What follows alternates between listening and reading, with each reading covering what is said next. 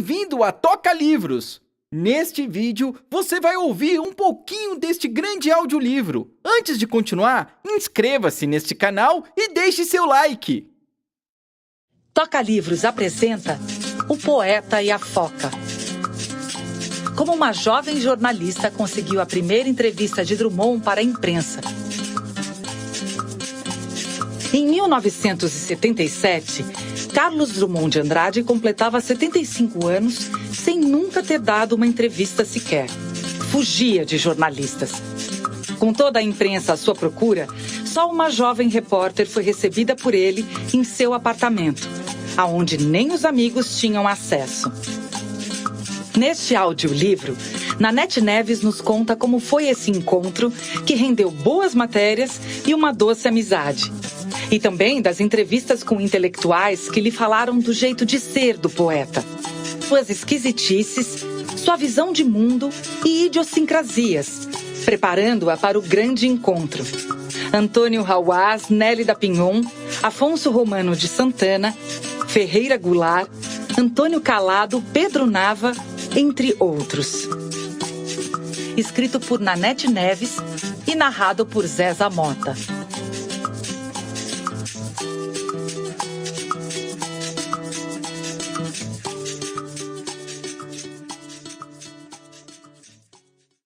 Você acabou de escutar o trailer deste audiolivro. Gostou? Continue conosco e escute 10% de todo o conteúdo deste livro. Só não esqueça de curtir o vídeo e se inscrever, hein? Desejamos mais horas de audiolivros para você e tenha uma boa história. Prefácio. No meio do caminho tinha uma repórter. Não sou bom para escrever prefácios, confesso, e reconheço essa minha dificuldade. Como professor de teoria literária, sei que os prefácios são textos extremamente híbridos, vagando entre a crítica e a resenha, entre o depoimento e o impressionismo. E tal fato me deixa preocupado. O que escrever? Como não ser chato? Como não ser elogioso demais? É por isso que, no geral, não escrevo prefácios. Mas eis que vem Nanete Neves com uma conversa doce e um pedido carinhoso. Ou seja, não pude me negar a prefaciar O Poeta e a Foca, cujo título me atordoou desde o início, impelindo-me a tentar entender e descobrir o que o bicho estranho que se arrasta tinha para ser comparado e associado ao poeta de Itabira. Então, decidi começar esta apresentação. A viagem da foca. Em geral, os dicionários de mitologia definem o termo catábase para se referir à descida ao inferno, o mundo dos mortos. Vários personagens na literatura visitaram aos infernos, como Orfeu, Odisseu, Aquiles, Enéas e mesmo Dante, na Divina Comédia. Em geral, o herói descia ao mundo dos mortos com o propósito de consultá-los em questões cruciais e estratégicas, a fim de obter algum conhecimento existencial a respeito de si próprio ou uma solução para suas dúvidas e seus desejos. Não apenas do ponto de vista geográfico, já que São Paulo está muito acima do Rio em nível de localização, vejo a viagem de Nanete às terras cariocas como uma espécie de catábase pessoal e profissional, que lhe fora proposta como um grande furo de reportagem, um happening editorial e cultural naquele ano de importante boda do poeta. E a foca desceu ao Rio de Janeiro. Aqui me parece residir o mais importante desta aventura da jovem repórter. Seus encontros, suas entrevistas que prepararam seu encontro com Carlos Drummond de Andrade. Nesse sentido, a narrativa de Nanete Neves é um presente aos estudiosos do processo literário brasileiro, particularmente do modernismo. Acho, com sinceridade, que toda esta história não poderia ficar guardada apenas na lembrança da autora. Seria individualismo demais. Precisava ser compartilhada, como agora está sendo em Um Poeta e a Foca. Fiquei abismado com os encontros que Nanete teve ao longo da sua catábase carioca.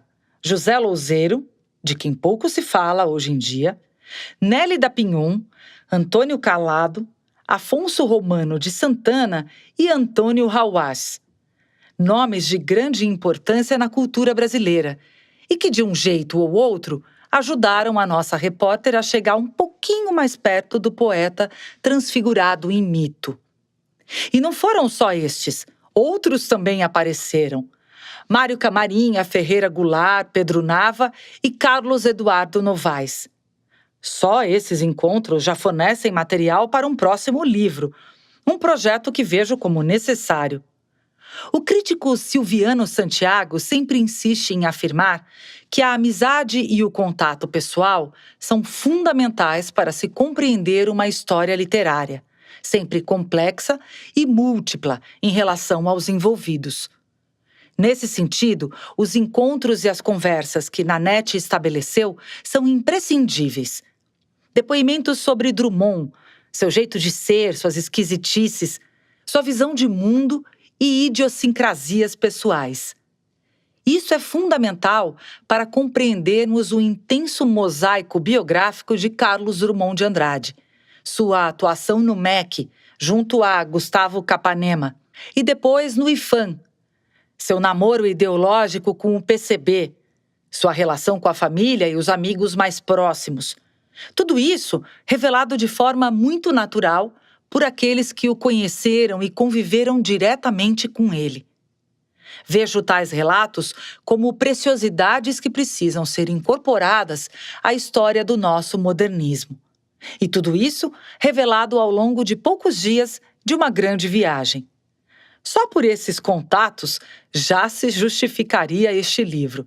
Mas ele traz mais coisas. A memória da foca. Uma das maiores armadilhas do universo literário é a escrita autobiográfica.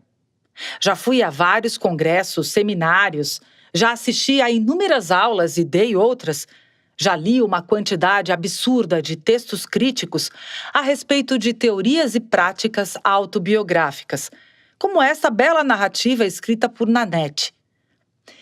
Acredito que narrar uma vida se constitui uma ficção, já que o narrar é literário, no qual o narrador autobiográfico pode girar e se perder em torno de si mesmo.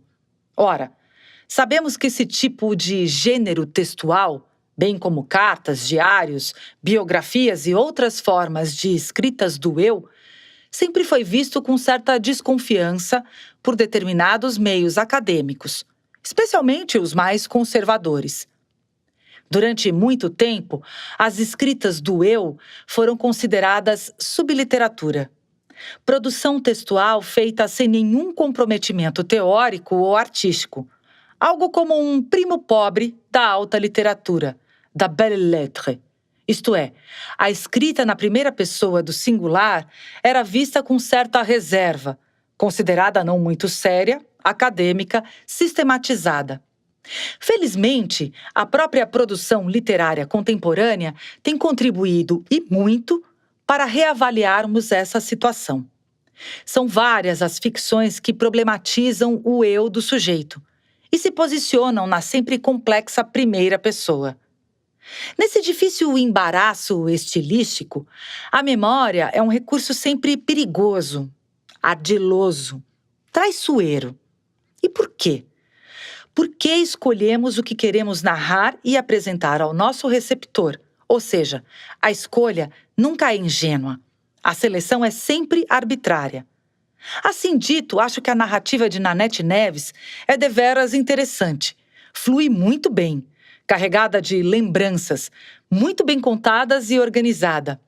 Não nos esqueçamos de que ela é uma experiente jornalista. Em relação aos fatos lembrados, às seleções memorialísticas que foram feitas. Começando didática e diacronicamente, falando de sua infância e mocidade no bairro paulistano da Moca, a autora nos fornece um interessante quadro cultural da capital paulista nos anos 1970. Algumas particularidades, as tribos, a imprensa alternativa, os points mais frequentados, enfim, a cidade. Criticamente, vejo esse recurso com muito bons olhos. Pois foi a partir dele que a curiosa viajante desembarcou no Rio de Janeiro em 1977, a fim de encontrar-se com o grande poeta da Pedra no Meio do Caminho. E se encontrou com ele, contra todos os presságios e certezas contrárias, pois Drummond era realmente avesso à mídia e aos seus aparatos, mudando um pouco nos últimos anos de vida. Que o digam as belas entrevistas dadas a alguns programas da antiga TV Manchete. Mas isso já em 1986 e 1987, ano de sua viagem definitiva. Os encontros mudam as pessoas, transformam a nossa experiência. E isso já foi percebido nos contatos prévios com os amigos do poeta, nos quais a jovem repórter foi obtendo material para se armar diante do mito.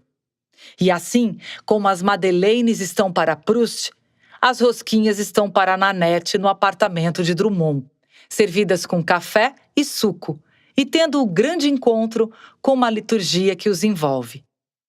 Pelas respostas dadas por Drummond, não percebemos muita novidade, mas isso nos dias de hoje, quando já existe uma imensa fortuna crítico-biográfica em relação ao poeta, mas não naqueles idos de 1977, quando o poeta ainda possuía muitas incógnitas a seu respeito.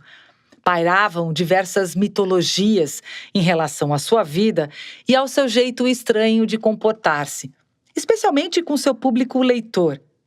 Que o diga a sua já muito conhecida recusa em candidatar-se a uma cadeira na Academia Brasileira de Letras, cargo este que lhe causava arrepios só de cogitar a mais remota possibilidade.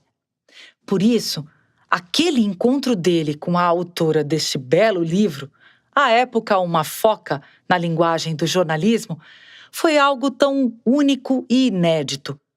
Por isso deve vir à luz, como agora. E não entendo, sinceramente, como não o veio há mais tempo. Histórias assim não devem ficar guardadas na memória de uma ou duas pessoas. Devem se tornar públicas, alcançar o maior público possível, cruzar os quatro ventos. Este livro. Considero esta obra de grande valia para os nossos estudos críticos acerca da literatura brasileira. Os motivos são vários. Os principais esbocei-os ao longo deste prefácio.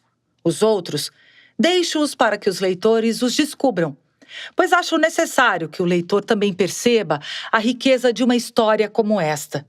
E não apenas os leitores especializados, estudiosos do nosso processo literário, especialistas na obra de Carlos Drummond de Andrade, mas também o leitor comum, já que a narrativa de O Poeta e a Foca é de excelente leitura, num tom híbrido entre o jornalístico e o memorialístico, ou os dois juntos, acrescentado de uma emoção pessoal própria de quem se lembra de algo muito importante.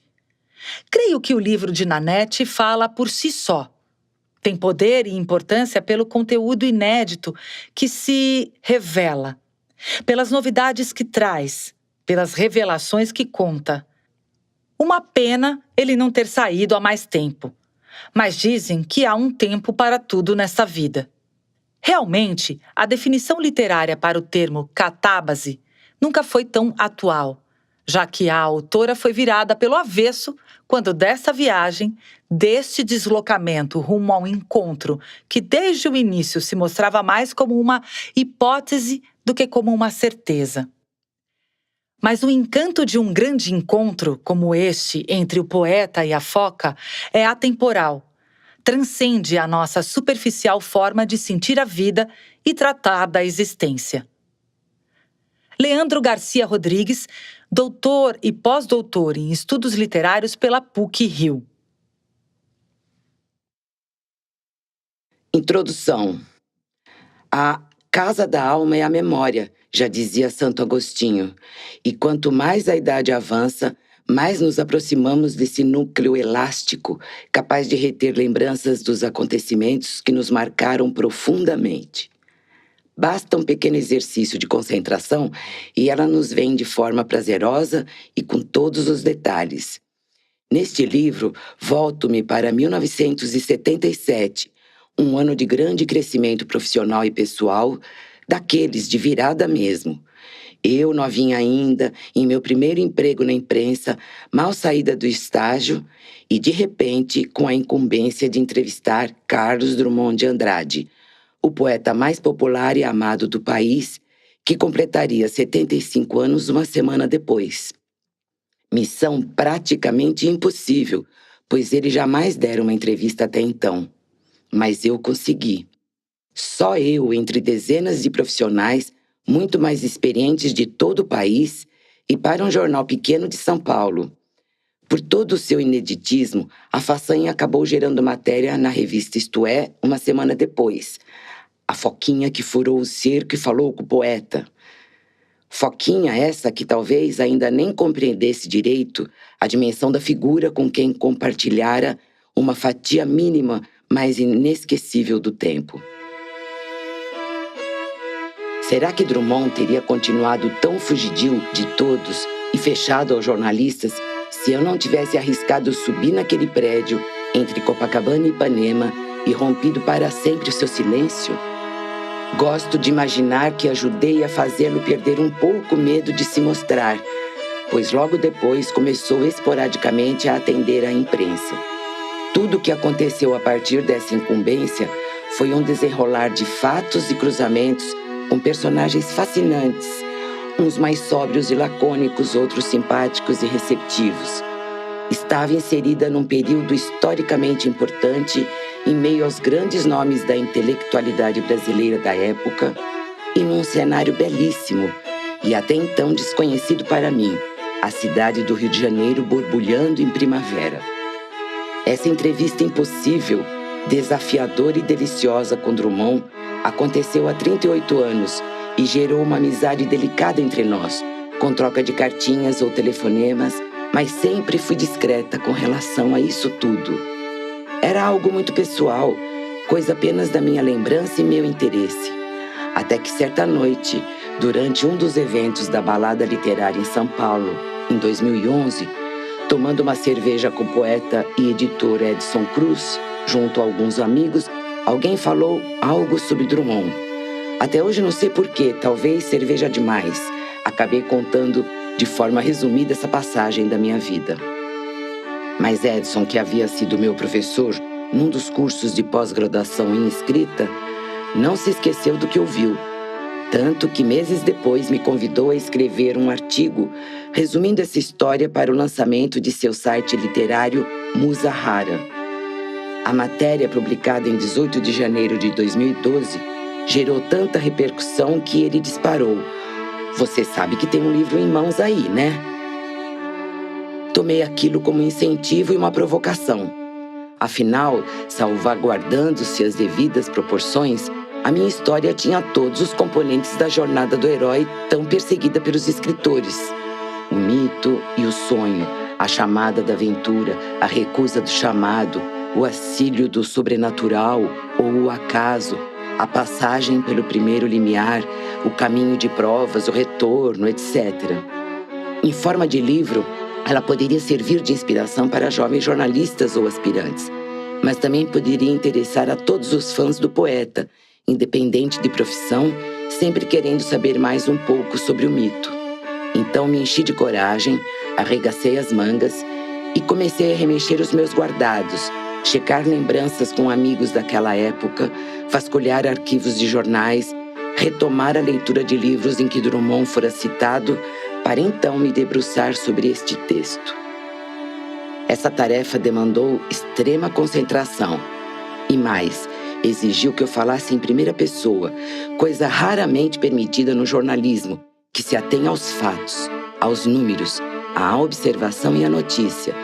Cabe ao repórter ficar por trás disso tudo. Tampouco podia contar com escudo de proteção de personagens e narradores como os que crio e aos quais vou dando voz quando escrevo ficção. Desta vez, precisei me dispor a contar uma passagem que vivi de verdade e o que faz de mim personagem e protagonista, com todos os sentimentos nisso envolvidos. E posso confessar agora que dou o trabalho por concluído. Foi extremamente prazeroso. O resultado está aqui. A história do encontro do poeta com a foquinha, uma das mais belas pedras no meio do meu caminho. Espero que você, leitor, embarque comigo nesta viagem de resgate de uma fatia do tempo cuja memória tenho agora o imenso prazer de compartilhar.